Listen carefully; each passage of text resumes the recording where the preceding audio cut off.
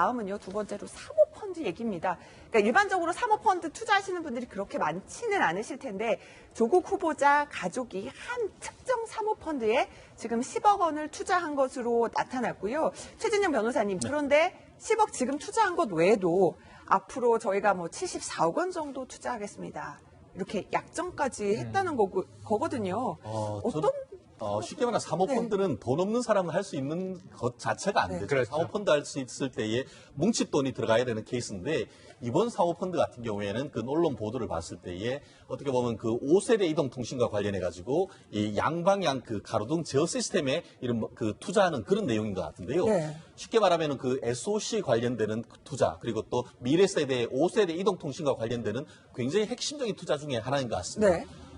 지금 내용 자체가 한 100억 원 정도로 지금 돼 있는데 그 중에서 75억이니까 퍼센티지로 한다고 하면은 이 조 후보자의 아내와 20대 자녀 두 사람 명의로 75% 정도 됐다는 것이죠. 네. 그런데 또 흥미로운 건 뭐냐면은 75% 정도 해서 이 부분이 그 약정을 투자하기로 약정을 했는데 지금까지 들어가는 돈은 한 10억 5천으로 해서 실제로 한 15% 정도도 들어가지 않았단 말이에요. 네. 제가 확인해 봤더니만 이 그 펀드 같은 경우에는 2016년에 만들어져서 2017년에 이제 투자가 시작됐다라고 한다고 하면은 아직까지 지금 벌써 그 투자했는지가 벌써 한 2년이 넘어가는데 네. 그럼 아직까지 나머지 돈은 어떻게 하는 것이냐 그러니까 이 문제가 되는 74억 것이죠. 원 한다는데 지금 조국 후보자 재산은 74억 그렇죠. 거기다가 전체 그 재산 자체가 했을 때 한 56억인데 나머지 지금 했는 그 한 60억 넘는 돈은 어떻게 투자할 것인가. 물론 투자 기법, 금융 기법상 어떤 대여를 받거나 하는 것도 있겠지만 앞으로 우리가 이 부분에 있어서 의문이 굉장히 많습니다. 네. 말씀드렸듯이 내부적인 어떤 그 정보를 이용했는 것이 아닌가, 아니면은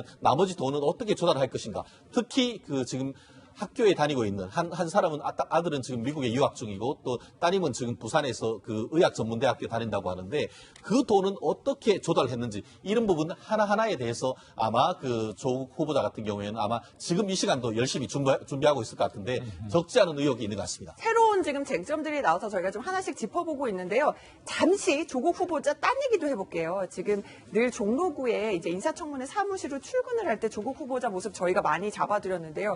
심지어 이제 조 후보자가 가지고 나온 텀블러까지 화제인데 왜냐? 매일매일 기자들의 이제 관심을 받는데요. 저희 보면은 12일 그제 어제 보면요 매일매일 텀블러 색깔이 바뀌어요. 은색, 빨간색, 그리고 어제는 흰색인데 하얀색인데 로고가 박혀 있어요. 제 70주년 국군의 날.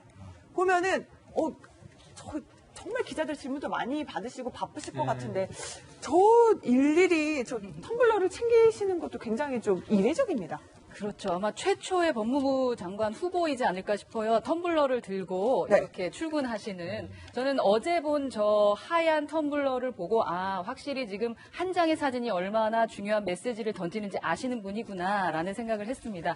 기본적으로 장관 후보가 출근을 할 때는요. 상징적으로 서류를 들거나 아니면 서류 가방을 들거나 이번에 최 후보 같은 경우는 백팩을 맨단 말입니다. 네. 대부분은 뭔가의 메시지를 그런 식으로 주고 싶어 하는데 왜 조국 후보는 텀블러를 들었을까라는 게 참 재미있는 거예요. 그래서 저는 첫날 텀블러 든 걸 보고 아무도 메시지를 쓰질 않더라고요.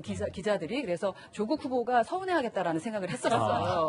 네, 그러니까 다음날 빨간색으로 이제 좀 강조해서 들었죠. 네, 그러다 어제는 확실한 메시지까지 줬습니다. 아마 자신이 갖고 있던 조금 약점이 될 만한 이미지를 좀 덮고자 했던 것이 아닌가라는 생각이 드는데요. 국군의 날 로고가 그렇죠. 국군의 날이라는 그 글씨를 이렇게 보여주려고 상당히 애를 썼던 것 같아요. 근데 텀블러를 보면은 또 조국 후보의 정체성도 좀 보일 수가 있습니다. 텀블러는 사실 원래는 이렇게 긴 컵이에요. 그래서 이렇게 손으로 잡는 것이 있으면 그건 머그라고 해. 그렇죠. 네. 컵은 원래 이게 없어요. 근데 2010년도부터 보온병하고 합체가 되면서 이제는 손잡이를 잡은 것들도 생기기 시작을 했습니다. 그러니까 사람들이 얘기해요. 그걸 꼭 굳이 텀블러라고 할 필요가 있겠니? 그거는 보온병이라고 하면 되잖아. 라고 했는데 멋져 보이잖아. 하면서 이게 마케팅적으로 이미지 마케팅이 됩니다. 네. 그러면서 텀블러로 보이는 게 좀 있어 보이니까 텀블러로 쓰자. 라는 것으로 좀 바뀌어가기 그렇군요. 시작을 했고요. 네. 또 한 텀블러는 또 다른 상징이 있죠. 자연 환경을 보호하자입니다. 그런데 또 여기서 재미난 현실이 있습니다.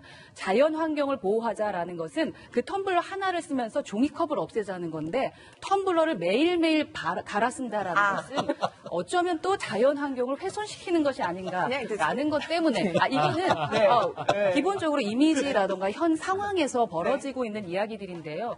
저희는 그 조국 후보님의 어떠한 정체성 때문에 이분이 어떤 분일까라는 것에 대한 흔들림이 있는데 텀블러를 드셨던 그 상징의 의미가 어쩌면 조국 후보의 어떤 정체성의 흔들림까지 보여줄 수 있다라는 그 메시지는 생각을 좀 못하셨던 것이 아닌가 싶어서 아쉬움을 전합니다. 네, 저희가 그 조국 후보자의 가진 텀블러에 둘러싼 메시지까지 한번 짚어봤습니다.